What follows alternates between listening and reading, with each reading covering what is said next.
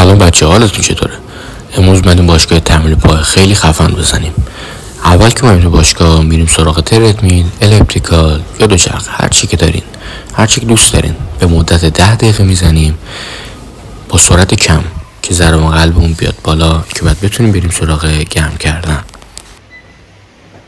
برای گرم کردن ما به شما از حرکات کشش استفاده نمی کنیم، چون باعث میشه کاهش قدرت داشته باشیم.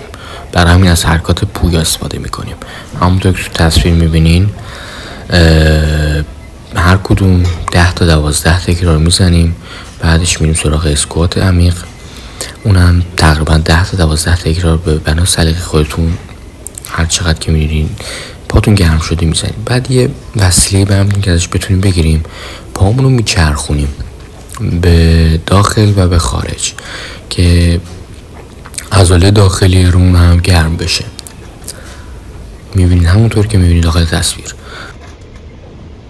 برای شروع تمرین از هر حرکتی که میخواین شروع کنین، یک ست گرم کردن باید بزنین ازش با تمرکز و آهسته. حالا من چون سرعت ویدیو رو کم زیاد کردم تند دیده میشه، ولی با تمرکز و آهسته. مثلا من از اسکوات میخوام شروع کنم تمرین اولا، خب یک ست گرم کردن با وزن سبک میزنم که پا قشنگ گرم بشه برای شروع تمرین سنگین.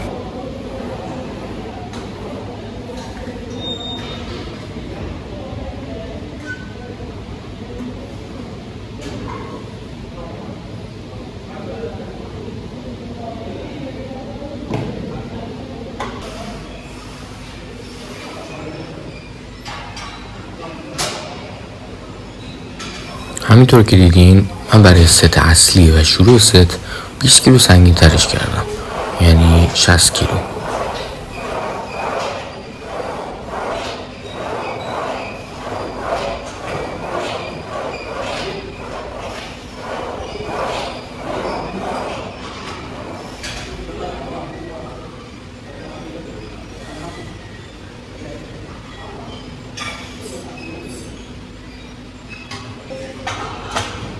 خب یه دهه دیگه هم اضافه کنیم. خب ببین الان مثلا وزن سنگین شده 80 کیلو.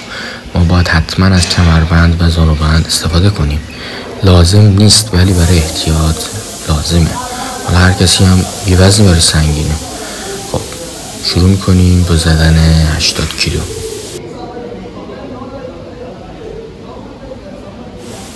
من سرعت ویدیو رو زیاد کردم، وگرنه در حرکت اسکوات شما به آرومی و با تمرکز برید پایین و بیاید بالا، طوری که عضله رو حس کنید، نه که فقط بالا پایین بشید.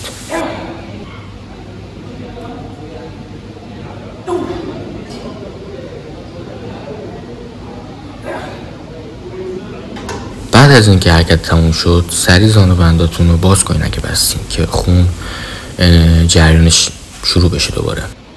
برای حرکت دوم میرم سراغ جلورون و 3 تا 4 ست میزنم.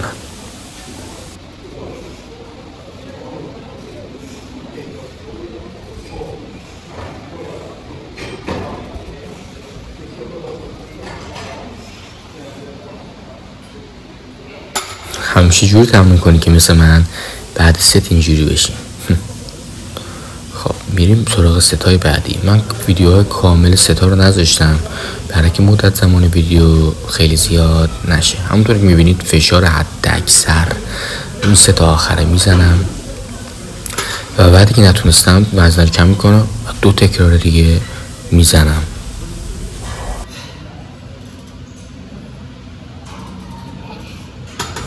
برای حرکت بعد میریم سراغ پرس پا. همونطور که میبینید از ست اول خیلی سبک شروع میکنیم تا سنگین بشه. ست اول مهمه که سبک باشه و بعد میتونی سنگینش کنید.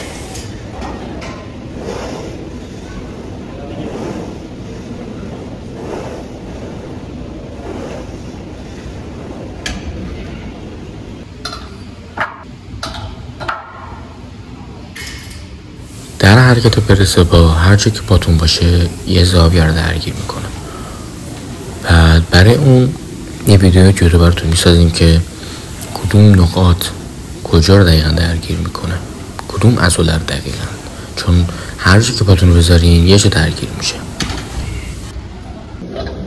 اینجا هم که 1 ساعت مورد 10 بودم پیدا هم نمی کردم. 1 ساعت طول کشید تا پیدا کنم. A few moments later. همونطور که گفتم برای حرکاتی که میخوایم بزنید میدونی سنگینه، حتما زانوبند استفاده کنید. اجباری نیست ولی احتیاط همیشه مهمه. این هم 3 تا آخرمه که میبینید.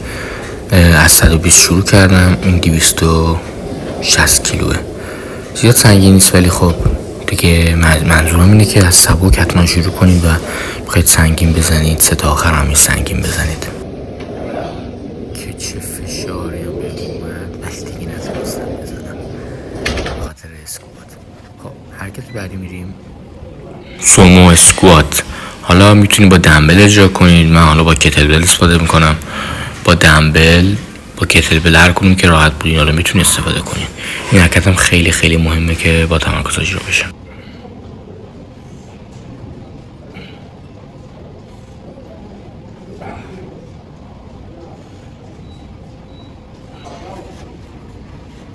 این حرکت هم 3 ست میزنی با تمرکز و میریم سراغ حرکت بعدی.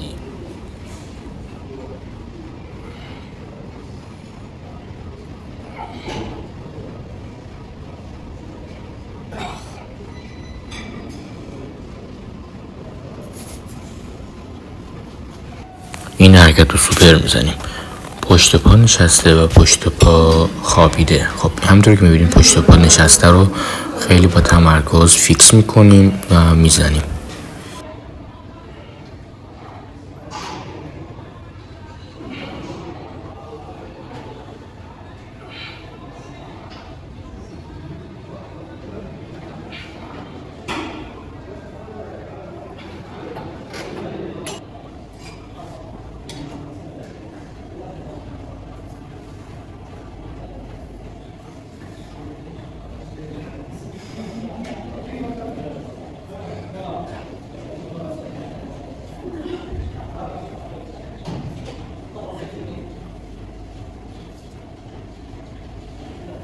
و اینم پشت پا خوابیده. پشت پا خوابیده و پشت پا نشسته رو ما 3 ست میزنیم که سوپر هم هستن. یعنی اول پشت پا نشسته رو میزنیم و بعد همون موقع میریم سراغ پشت پا خوابیده.